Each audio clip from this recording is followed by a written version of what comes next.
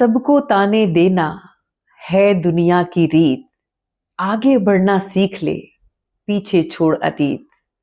अपने मन की सुन जरा, करता रहे अभ्यास। हिम्मत कभी ना हारना, क्योंकि कर्म दिलाए जीत। दोस्तों, कभी आपके साथ ऐसा हुआ है कि आपने किसी प्रोजेक्ट पर जी तोड़ मेहनत करी, पर बात जब श्रेय प्राप्त करने की आई तो क्रेडिट कोई और ले गया।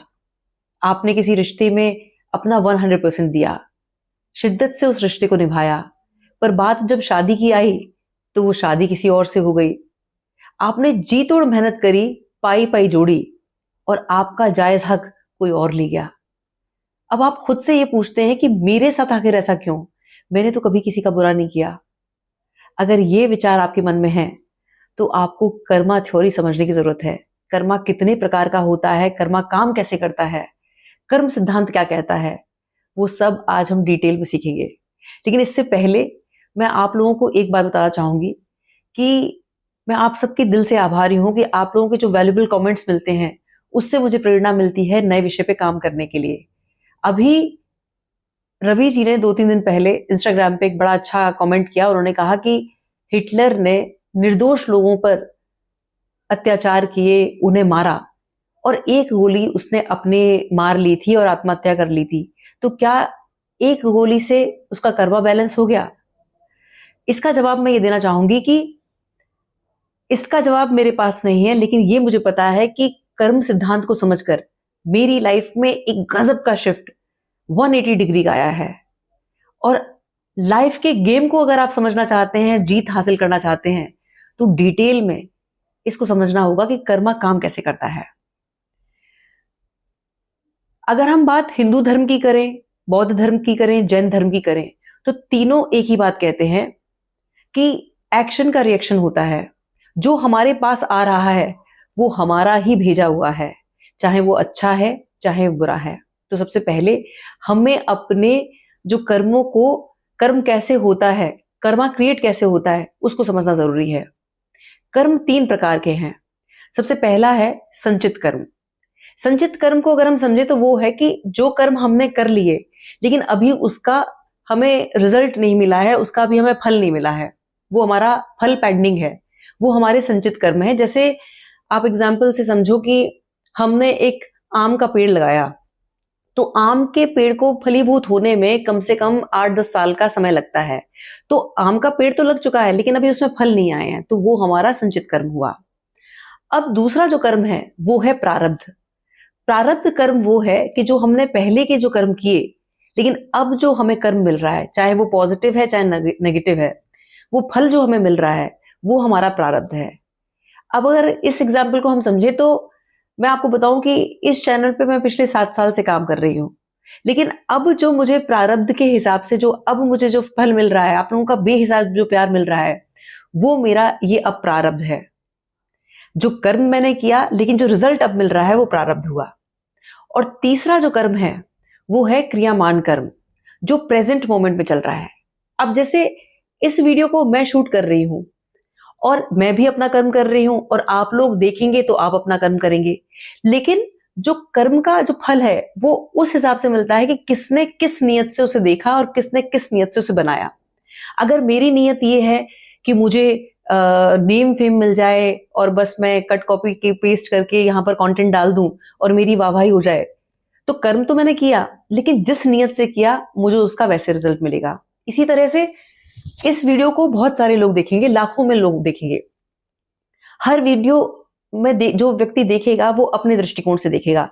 कुछ चंद लोग हैं जो उसे क्रिटिसाइज करेंगे, कमेंट सेक्शन में गंदा बोल के जाएंगे, तो उन्होंने भी ये वीडियो देखा, अपना कर्म किया।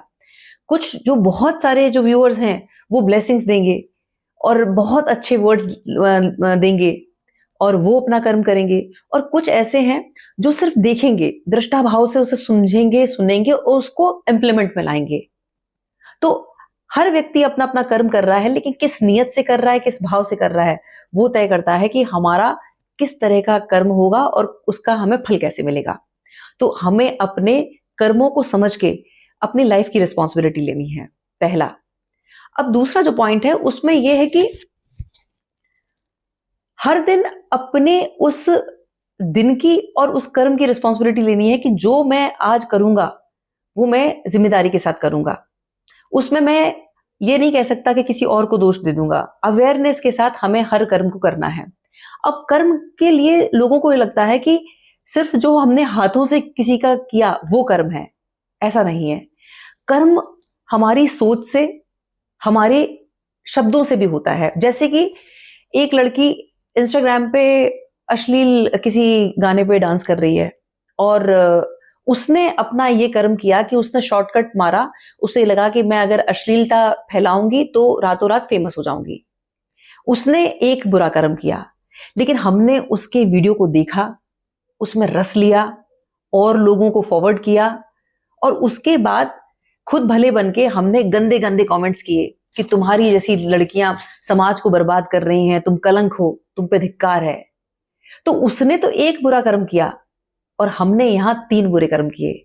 हमने रस लिया, देखा और फिर हमने शेयर किया और उसके बाद हम भले बन गए और हमने गंदे कमेंट्स किए।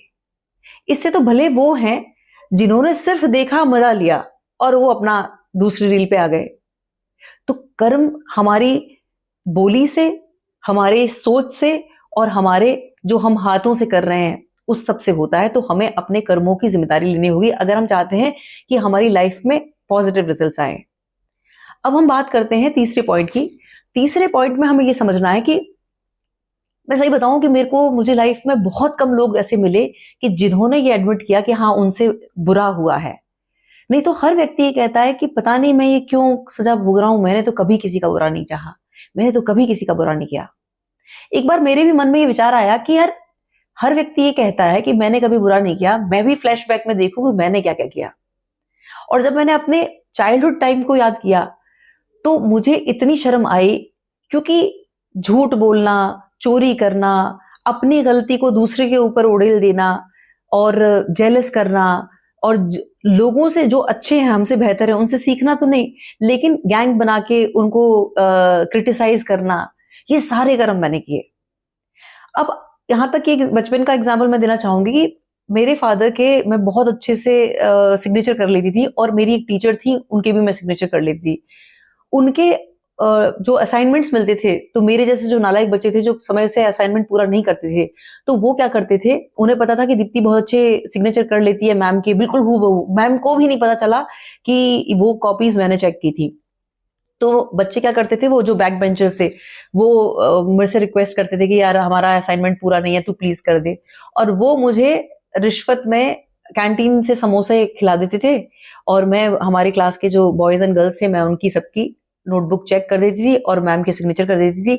और जब मौका मिलता था तो हम लोग चुपचाप जाके जो क्लास वो उनका स्टाफ रूम था वहां पर हम लोग बीच में असाइनमेंट्स की कॉपी जो नोटबुक्स थे वो लगा देते थे। मैम भी ऐसा चेक करती थी और मैम को लगता था कि ये उन्होंने ही चेक किया है। अब आप ये देखो कि जो इंसान अपने फादर के सिग्नेचर कर रहा है। अच्छा, हमारे स्कूल में कभी भी पेरेंट्स मीटिंग नहीं होती थी, सिर्फ सिग्नेचर होता था कि अगर गंदे मार्क्स आए हैं, कोई कंप्लेंट है तो आप अपने फादर के सिग्नेचर कराओ। तो फादर के भी सिग्नेचर कर लिए और मैम के भी सिग्नेचर कर लिए। अब अगर इस समय कोई कर्मा लौट के आता है और कोई मेरे साथ फ्रॉड होता है जिसमें कोई भरोसे के साथ सिग्नेचर करा लेता है और फिर अगर मैं रोती हूं कि मेरे साथ ऐसा क्यों हुआ, तो मुझे फ्लैशबैक में याद करना होगा कि वो कर्म मेरा था। वो कहते हैं कि गुरु से कपट और मित्र से चोरी, या हो निर्धन या हो कोड़ी। तो जब हम इस रिस्पॉन्सिबिलिटी को समझ लेते हैं तब हम रिस्पॉन्सिबल होते हैं और फिर हमारा कर्म जो बनता है वो रिस्पॉन्सिबिलिटी के साथ होगा। तो अब जो हम पॉजिटिव देते जाएंगे वो हमें पॉजिटिव मिलेगा। तो अब हमें जो पुराने हमने गलतियां की हैं उनसे माफी मांगनी होगी। अगर मैं फोर्थ पॉइंट को बताऊं तो अभी 1-on-1 सेशन था कुछ दिन पहले, शायद हफ्ता भर पहले की बात है।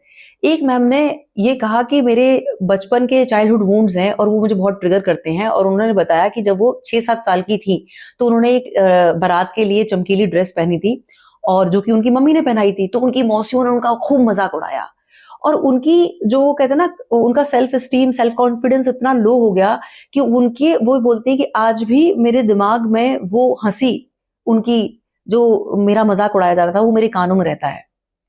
जब मैंने ये बात सुनी तो मुझे इतनी शर्म आई, क्योंकि जब मैंने फ्लैशबैक में देखा तो मैंने तो अपना पूरा बचपन, इनफैक्ट 20-22 साल मैंने और कुछ किया ही नहीं था। मैंने लोगों को बुली किया और वो ये सस्ता इस तरह से एंटरटेनमेंट लेके बहुत बुरा बुरा लोगों के साथ मजाक किया और सबके साथ ग्रुप में गैंग बना के हंसी। तो उस दिन जब सेशन ओवर हुआ तो मुझे ये लगा कि अगर मेरे किसी इस तरह के घटिया मजाक से कोई अगर ट्रॉमाटाइज है और वो आगे नहीं बढ़ पा रहा है अपने उस चाइल्डहुड वूंड को लेके, तो ये कितना गंदा कर्म है। और उसके बाद मैंने भगवान से माफी मांगी। यहाँ कहने का मतलब ये है, ये जो हमें सुंदर शरीर मिला है, ये जो सुंदर जुबान मिली है, अच्छे जो शब्द मिले हैं, वो लोगों को ब्लेस करने के लिए हैं, लोगों को हील करने के लिए हैं, लोगों को सपोर्ट करने के लिए हैं। जब हम इस भाव से काम करते हैं तब यूनिवर्स हमें सपोर्ट करता है, तब कर्मा हमारे लिए फेवर में काम करता है। तो हमें अपनी लाइफ की रिस्पॉन्सिबिलिटी लेनी है और जो हमसे जाने अनजाने पहले हुआ है उसकी रिस्पॉन्सिबिलिटी लेनी है। अब पांचवा जो है वो बहुत अहम है। इस बात को समझना है कि हमें अवेयरनेस के साथ अपनी लाइफ को जीना है और किसी से भी कोई भी कर्मा को कैरी फॉरवर्ड नहीं करना है। ये नहीं करना है कि मेरे साथ उन्होंने ऐसा किया अब मैं ऐसा करूंगा। अगर हम इस लूप में फंस गए तो आगे कभी नहीं बढ़ पाएंगे। ये सुंदर मानव जीवन जो हमें मिला है वो इस बात के लिए मिला है कि हमें हमारे यहाँ लाइफ लेसन सीखने हैं। ये समझना है कि जो मेरे पास आ रहा है वो मुझे कुछ सिखाने आ रहा है, और जब हम अपना लाइफ लेसन सीख लेंगे तो हम अपना कर्मा पूरा कर लेंगे और फिर उसका कर्मा वो जाने, हमें हमारे कर्म से मतलब है।